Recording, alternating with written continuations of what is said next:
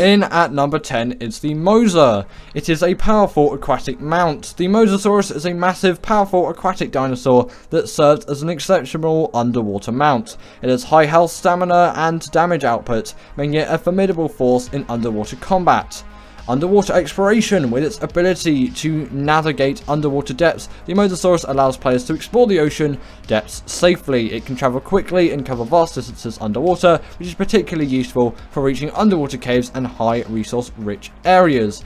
And for combat superiority, the Mosa's high base damage and health make it a dominant force against other aquatic creatures, including other formidable predators like the Plesiosaur or the Lezichthyes.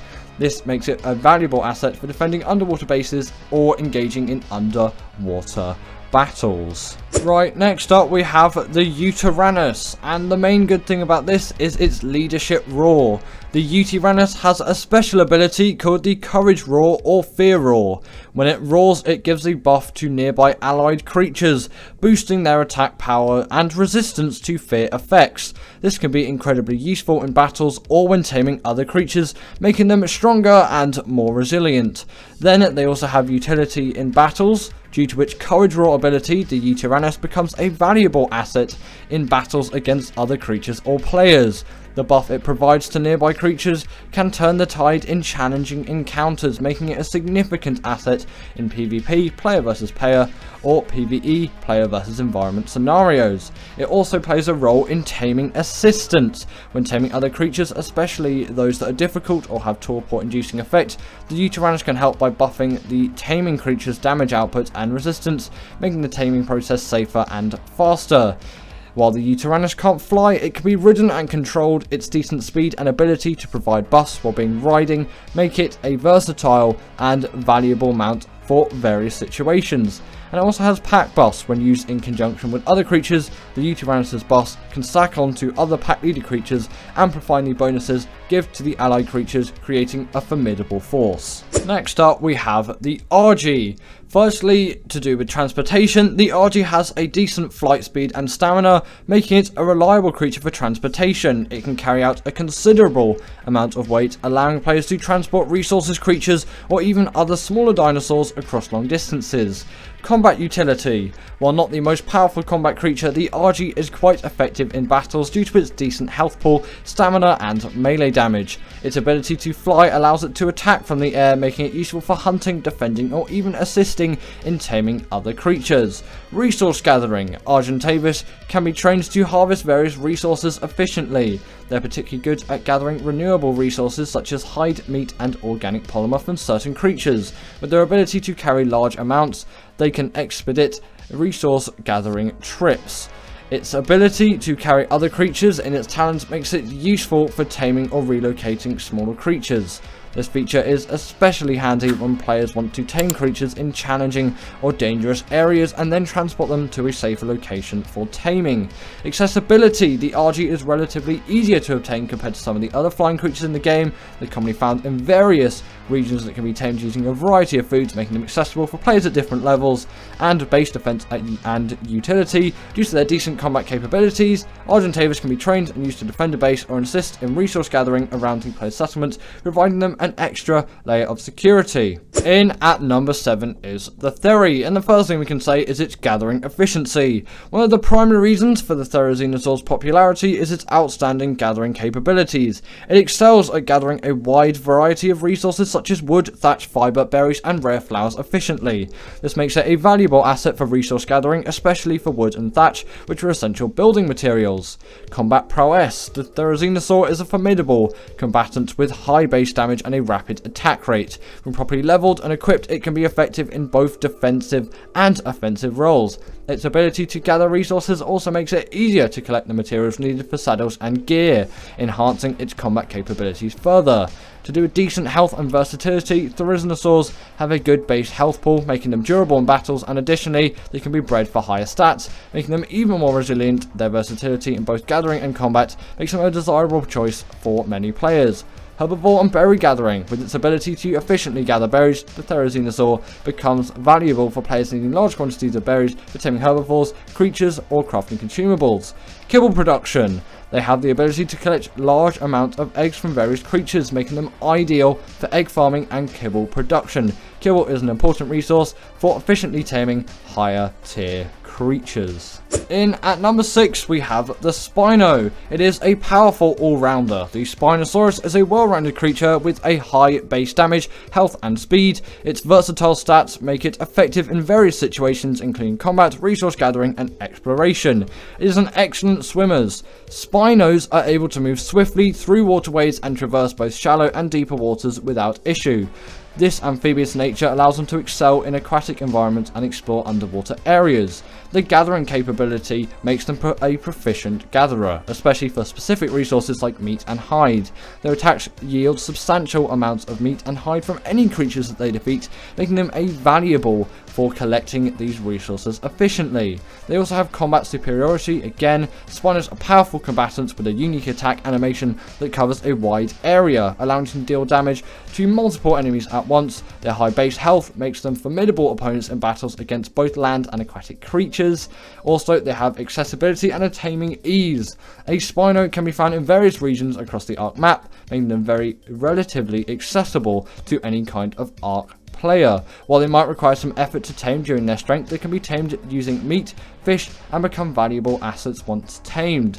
Despite their large size, Spinos move relatively quickly, both in land and in water. This agility allows players to maneuver effectively during combat or exploration, making them useful for traveling across different terrains. And Spinos are often used in boss fights due to their high damage output and durability. Their versatility makes them suitable for various boss encounters, adding to their value in high-end game content. Overall, the Spinosaurus' combination of high stats, versatility, speed, combat prowess, and resource gathering abilities make it highly sought after and a valuable creature in Ark Survival Evolved for both solo players and tribes. In at number 5 we have the Megalodon, and the main thing they have is the Megalodons are relatively fast underwater and have good stamina. They allow players to explore the ocean depths and travel across water bodies efficiently. They can serve as reliable mounts for underwater exploration due to their speed and maneuverability. Also, in the early to mid stages of the game, before obtaining higher tier aquatic mounts like the Mosa or the Plesio, the Megalodon can be a valuable aquatic mount due to its moderate strength, ease of taming, and availability in various parts of the map. However, compared to some of the larger aquatic creatures like the Mosasaurus or the Plesiosaur, the Megalodon might lack in raw power and durability that the higher tier creatures possess. As players gain progress in the game, they might not opt for a less potent creature like the Megalodon. So why AI did you put this thing in at number 5 and the Mosa in at number 10? You really don't make sense. Well, ultimately, the Megalodon might not be as powerful as some other aquatic creatures, but its speed, accessibility, and early game utility make it like the best. It says the best ocean tame. Next up, we have the Golem or the Rock Elemental, and the main thing they have is durability and tankiness. Rock Elementals can possess an incredibly high base health pool and natural armor, making them one of the most resilient creatures in the game. They can absorb a significant amount of damage from both creatures and structures, serving as formidable tanks in battles or as defenders for bases. They also are potent attackers capable of dealing substantial damage to both creatures and structures. Their rock throwing ability allows them to attack enemies from a distance, making them an effective siege creature in raiding scenarios. They also have the ability to gather large quantities of stone and similar resources by smacking rocks with their attacks. This makes them invaluable for resource gathering, especially for stone, flint, and metal, which are essential for crafting and building. Placing a rock elemental within a base can act as a significant deterrent for potential attackers. Their immense health pool and damage output make them powerful defenders against raiders or hostile creatures.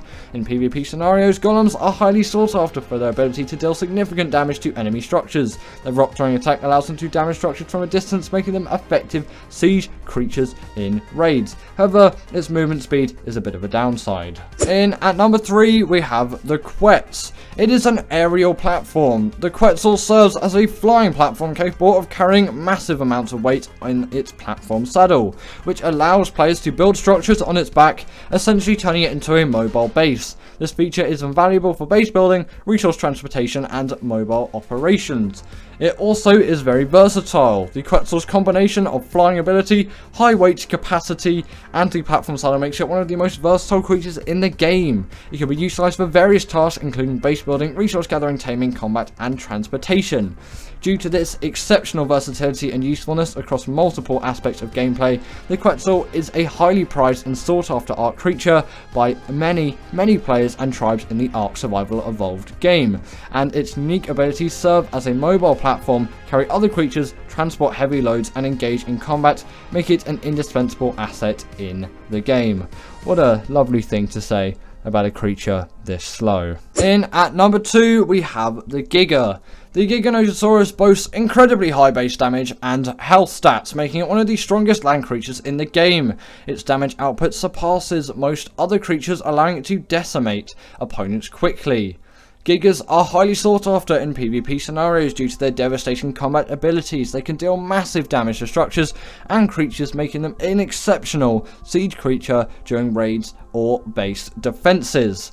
Gigas are massive creatures, instilling fear in both players and AI controlled creatures. Their large size and aggressive nature makes them formidable adversaries in battles and excellent deterrents for potential attackers.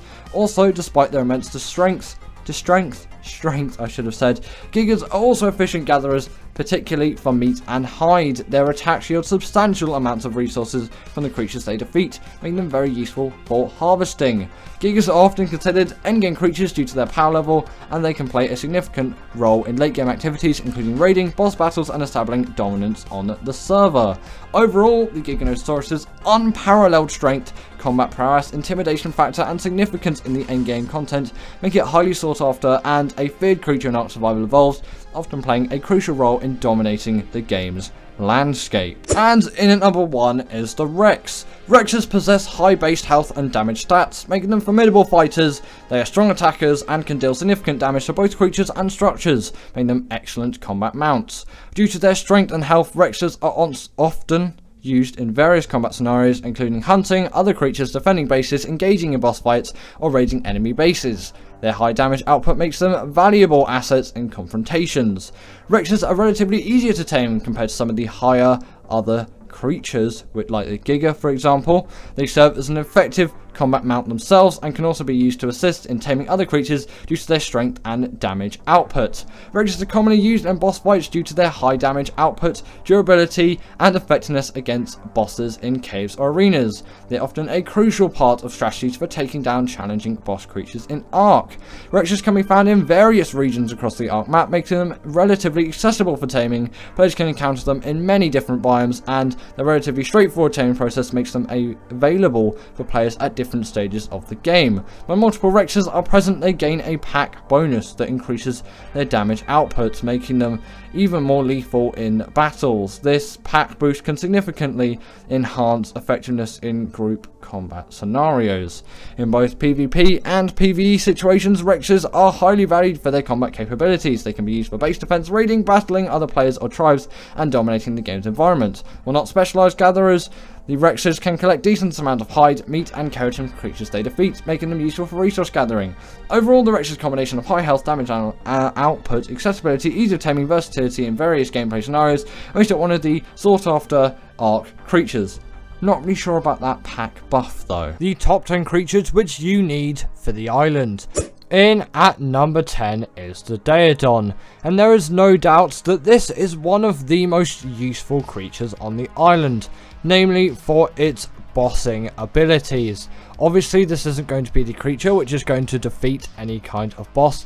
It does not have the melee damage to do that, but if you level up this thing's food stat like absolute crazy, and then you can use this thing to heal up your dinosaurs in the boss fight, which is a very useful thing, and especially because there's no things like snow owls on the island.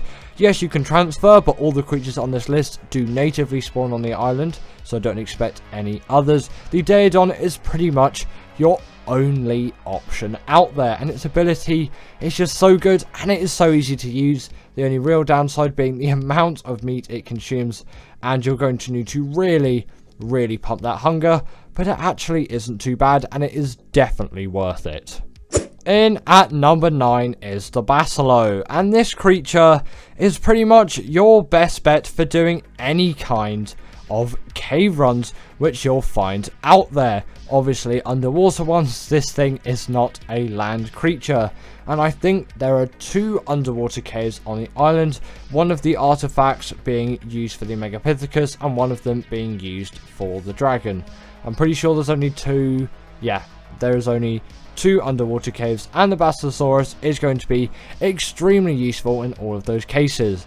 It has the damage to deal some of a fight. Yes, it isn't going to stack up to the Mosasaur, but the fact that this thing is immune to electric eels and jellyfish and all those things makes this one of the most safe creatures to take into the ocean, as most of the threats are now just not even able to do their main abilities. The only thing you really have to take into mind is the fact that they have a depth limit, but as a nice little bonus, these things will also passively make oil. Next up, we have the Yutyrannus, and again, compared to the Daedon, the story is very similar. This is a great boss creature, which I think is highly essential for the island, and it is useful on all 3 of those boss fights, and it definitely is one which you'll want to use at some point 100%, as obviously this isn't going to deal the damage in the boss fight, although you could use UCs for that. That's not really their use case, and they're not going to heal up the creatures because that's a Daedon's job. This thing will buff up all of those creatures with its all famous Courage Roar, and courageous you can also be if you drop a quick sub on the channel. It is always greatly appreciated.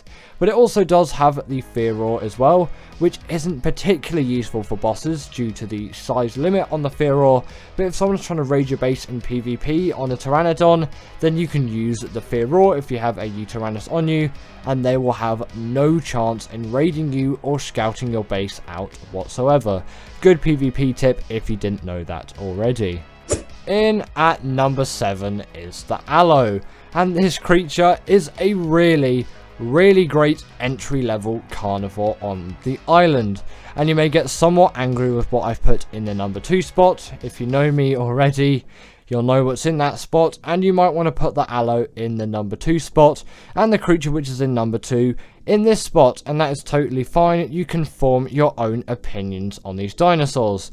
This is just my take, as albeit the Aloe is an amazing creature, inflicting a great amount of bleed damage and having a very useful pack buff, it just isn't my go-to carnivore of choice, as it is a little bit too out of reach in terms of the level in some ways of when it is unlocked, as it is a much harder tame than the other one that is on this list, obviously. And also, I kind of don't like the size as much. I prefer those smaller carnivores. I just feel like I have a little bit more protection, and albeit the Aloe is much more powerful than the creature which shall not be named, which is obviously in the number 2 spot, the Aloe is just, I don't know, it's just not as appealing to me in a lot of ways. But I will definitely say that it is a truly amazing creature, which if you get the chance to on the island, which everyone realistically should, and especially on ASA, as they are so easy to tame with the new baby dino mechanic, you really can't miss out on taming a pack of Aloes. Remember, pack size is always 3, so if your pack aren't working, if you only have 2 Aloes, get a 3rd one and that pack buff will appear. Next up on the list we have the Rex, and this is pretty much your go-to boss creature which you can use on the island. Although in the honourable mention section of this video there are a couple of other creatures which are great boss creatures, but which sadly didn't make it on my top 10, but they may have made it on yours. Either way, back to talking about the Rex, you can kind of tell why this is such a great boss creature. It is a big hunking carnivore with great big teeth and a lot of power, and compared to a lot of other carnivores, I feel like I'm saying a lot, just did say it twice in a sentence there. But either way, compared to other carnivores, this thing's health is actually way higher than loads of the other options, making it the ideal boss creature for you to go with, as it is just such a balanced creature. While yes, it isn't the carnivore which deals the most amount of damage on the island, which is still allowed into bosses. The Giga I'm not counting here, as the Giga is sort of in a different league as a carnivore, but in terms of things like the Spino, yes, it will deal more damage, but its health is a lot lower, so the Rex is usually the go-to, and the Rex is significantly easier to tame, and its saddle also doesn't require silica pulse to craft, which can be a very big annoyance. Although at that stage of the game it isn't too much of a hindrance, it still can be a bit of one.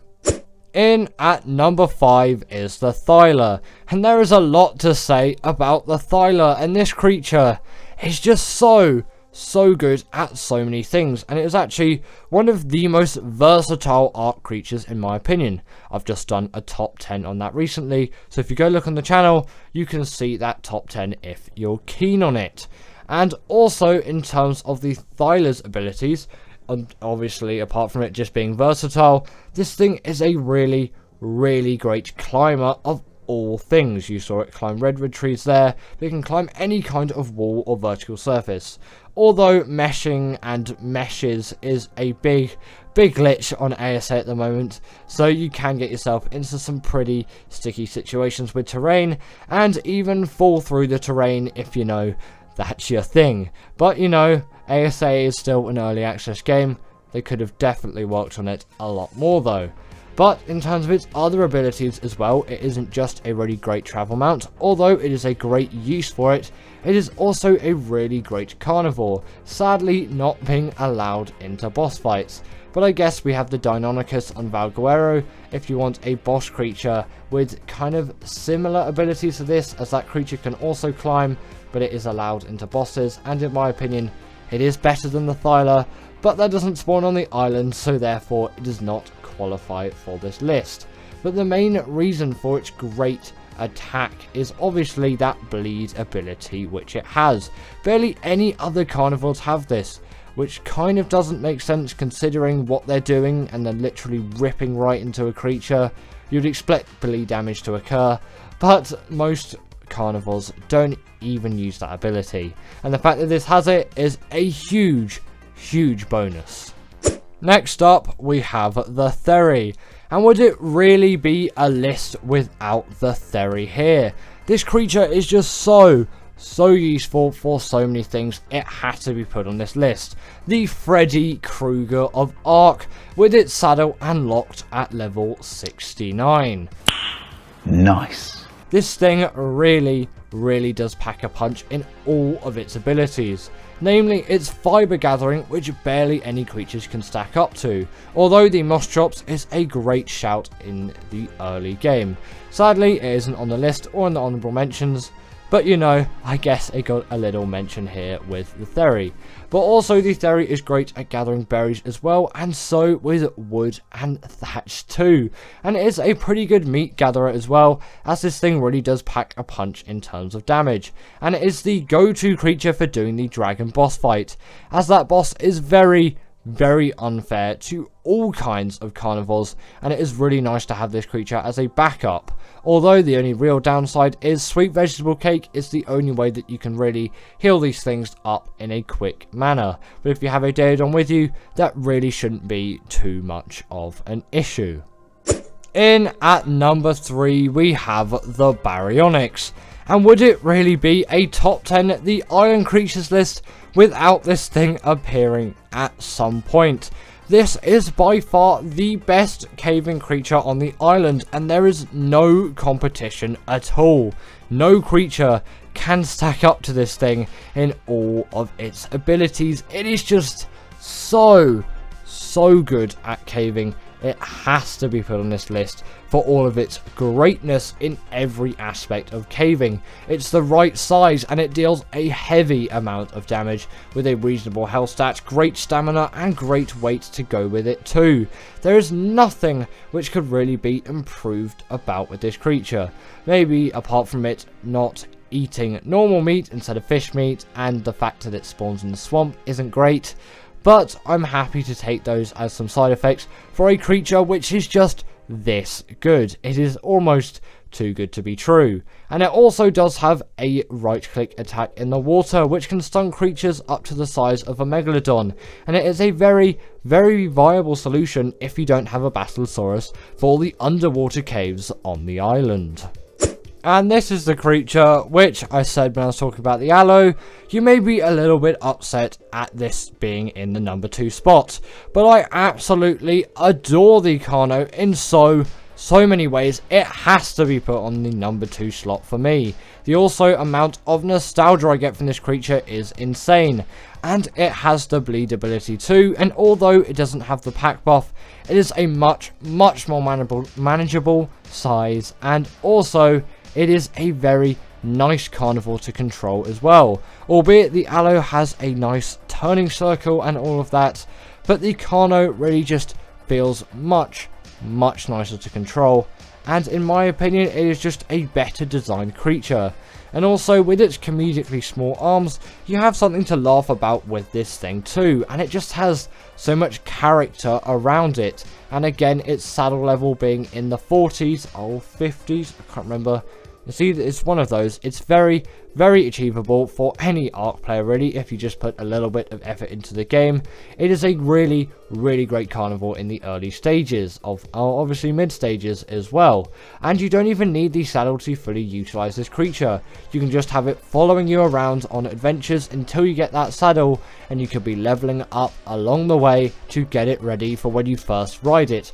A very good good strategy actually, considering that trank arrows unlock at level 21, and from there it is really easy to make a basic wooden trap and just trank this thing out. You really cannot go wrong with the Carno. But before we get into number 1, I have a few quick honourable mentions.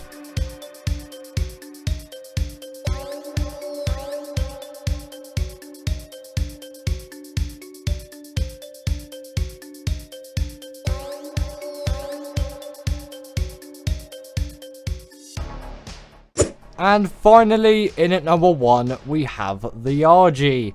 And really, what did you expect? This thing is an absolute beast of a creature which really does deserve to be respected. And it is a go-to on all maps except Arboration and Gen 1, as obviously flyers aren't allowed on those maps. Well, on all other maps, you need an RG really. These creatures are just that useful. They are the pinnacle of metal resource gathering, and when paired with something like an Anki or a Dodic, which I'm kind of going to tie into the number 1 spots here, as they really work well together as creatures, you have yourself pretty much the best harvesting creature combination which you could possibly have. The RG has weight reduction on things like metal, crystal, obsidian, and much more, and paired with something like the Anki, which can gather insane amounts of metal, it really is set up for success. And the RG deals a reasonable amount of damage as well, has a great weight stat and a great stamina stat, which is actually why the stamina didn't even make the top 10 list, as usually I'll just go straight to the RG, and albeit the Pteranodon is a good tame which is great for beginners and very beginner friendly, I always just go straight for the RG and don't even bother with the Pteranodon. And on top of that as well, its saddle acts as a portable smithy, which is a nice thing if one of your metal weapons breaks out on your travels, or your flak armor in cave runs, and also it has a nice little neat regen buff if you eat a dead corpse. This creature is amazing. But anyway, that is the end of today's video, and I really hope that you enjoyed this one, and I'm glad the channel is now back in full swing. And comment down below your top 10 The Island Tames, and I'll see you all later.